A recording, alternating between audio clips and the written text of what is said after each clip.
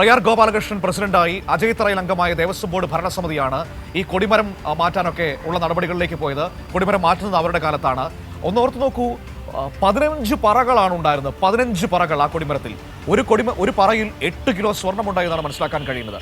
അതിന്റെ കണക്ക് അത് അങ്ങനെയാണ്. അത് അവിടെ നിൽക്കട്ടെ. അതിനുവേണ്ടി 3.5 കോടി രൂപ ഫോണിക്സ് ഗ്രൂപ്പ് സംഭാവന നൽകി, അല്ലെങ്കിൽ അവർ സ്പോൺസർ ചെയ്തു. അതങ്ങനെ നിൽക്കുമ്പോഴാണ് അതിനു പുറമെ കണക്കില്ലാത്ത പണം മറ്റു പലരിൽ നിന്നും ആ ഭരണസമിതി പിരിച്ചത്. അത് പ്രധാനപ്പെട്ട മറ്റൊരു കാര്യം. ഇനി നമുക്ക് നോക്കാം, അടുത്ത വശം എവിടെയാണ്. അടുത്ത സംഭവം തുടങ്ങുന്നത് ഈ പോറ്റി പോയി കയറിയത് എവിടെയാണ്. പോറ്റി കയറിയത് സോണിയാഗാന്ധിയുടെ വീട്ടിലാണ്. കൂടെ ഉണ്ടായിരുന്നത് അടൂർ പ്രകാശ്, ആന്റോ ആന്റണി. ഇതൊക്കെ പോട്ടെ, ഇതിനോടൊപ്പം ഈ കട്ട സ്വർണം വാങ്ങിക്കൊണ്ടുപോയ റബ്ദൻ ഗോവർദ്ധൻ. അപ്പോൾ ഇവർക്ക് സോണിയാഗാന്ധിയുമായിട്ടുള്ള ബന്ധം എന്താണ്? അടൂർ പ്രകാശുമായിട്ടുള്ള ബന്ധം എന്താണ്? അടൂർ പ്രകാശ് പറയുന്നു, ഞാനല്ല അപ്പോയിന്റ്മെന്റ് എടുത്തു കൊടുത്തതെന്ന്. അപ്പോൾ അടൂർ പ്രകാശിനേക്കാളും സോണിയാഗാന്ധിയിൽ സ്വാധീനമുള്ള ആരോ ഒരാൾ അപ്പോയിന്റ്മെന്റ് എടുത്തു കൊടുത്തിട്ടുണ്ട്. അതാരാണ്? മറുപടി പറയണ്ടേ കോൺഗ്രസ് നേതൃത്വം. കെ.സി. വേണുഗോപാലിനോടൊക്കെ ഇപ്പോൾ ഈ കാര്യം ചോദിച്ചാൽ ഓട്ടത്തോടോട്ടമാണ്, മാരത്തൺ ഓട്ടമാണ് സംഭവിച്ചുകൊണ്ടിരിക്കുന്നത്. അപ്പോൾ പണ്ട് പാട്ടുപാടിയവരൊക്കെ ഇപ്പോൾ ഓടിക്കൊണ്ടിരിക്കുകയാണ്. വരും ദിവസങ്ങളിൽ മാനസ ആ ഓട്ടത്തിന്റെ വേഗത കൂടുമോ? തീർച്ചയായും ആ ഒരു രീതിയിലേക്ക് തന്നെയാണ് മനു പോകുന്നത് എന്നുള്ളതാണ്. കാരണം അടൂർ പ്രകാശിനോട് മാധ്യമങ്ങൾ തന്നെ ഇക്കാര്യം ചോദിച്ചിരുന്നു. അപ്പോൾ എത്രത്തോളമാണ് അദ്ദേഹം ആക്രോശിച്ചത് എന്നത് നമുക്ക് ഇപ്പോഴും ആ ഒരു പ്രതികരണങ്ങളിൽ അല്ലെങ്കിൽ ദൃശ്യങ്ങളിൽ നിന്ന് തന്നെ എടുത്തു നോക്കുകയാണെങ്കിൽ മനസ്സിലാകും. കാരണം കൃത്യമായ ഒരു മറുപടി അടൂർ പ്രകാശിന് പറയാനില്ല. തൻ്റെ മണ്ഡലത്തിലുള്ള ഒരാളാണ്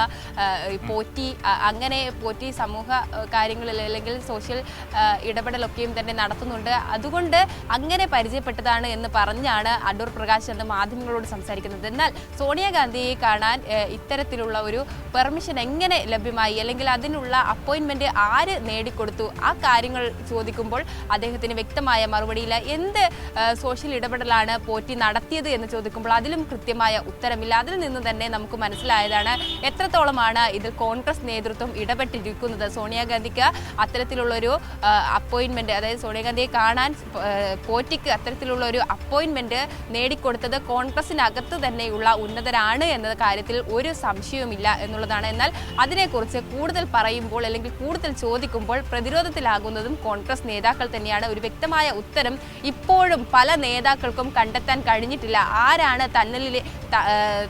തങ്ങളിലെ ഉന്നതൻ, അല്ലെങ്കിൽ സോണിയാഗാന്ധിയുമായി ഇത്തരത്തിൽ അപ്പോയിന്റ്മെന്റ് നേടിക്കൊടുത്തത്? സാധാരണ ഈ സംസ്ഥാന നേതാക്കൾക്ക് സോണിയാഗാന്ധിയെ കാണാനും അതോടൊപ്പം തന്നെ കൂടിക്കാഴ്ച നടത്താനും തന്നെ വളരെ ബുദ്ധിമുട്ടാണ്. അത്തരത്തിലുള്ള ഒരു നേതാവിനെയാണ് സാധാരണക്കാരനായ ഒരു പോറ്റി അല്ലെങ്കിൽ ഉണ്ണികൃഷ്ണൻ പോറ്റി, സ്പോൺസറായ ഉണ്ണികൃഷ്ണൻ പോറ്റിക്ക് ഇത്തരത്തിലുള്ള ഒരു അവസരം ലഭ്യമാക്കുന്നത്. അത് തീർച്ചയായും അങ്ങേയറ്റം ചോദ്യം ചെയ്യപ്പെടേണ്ട, അല്ലെങ്കിൽ കൃത്യമായ ഒരു ഉത്തരം നൽകേണ്ട, അല്ലെങ്കിൽ കൃത്യമായ ഒരു ഉത്തരം ലഭിക്കേണ്ട കാര്യം തന്നെയാണ്.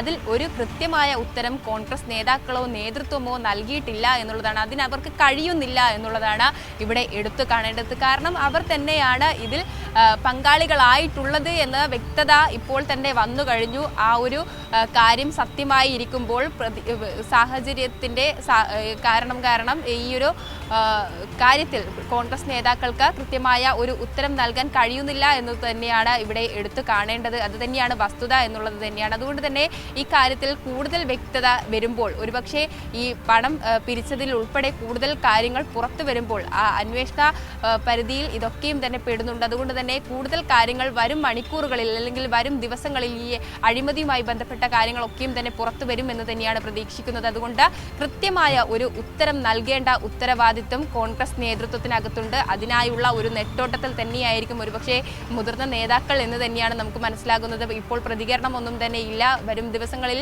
പ്രതികരിച്ചേ മതിയാകൂ എന്ന നിലയിലേക്ക് വരും. തെരഞ്ഞെടുപ്പ് വരികയാണ്. അതുകൊണ്ട് തെരഞ്ഞെടുപ്പിൽ ജനങ്ങളെ നേരിടേണ്ടി വരും. അതുകൊണ്ട് തന്നെ കൃത്യമായ ഒരു ഉത്തരം കോൺഗ്രസ് നേതൃത്വം കണ്ടെത്താൻ വലയുകയായിരിക്കും മനു.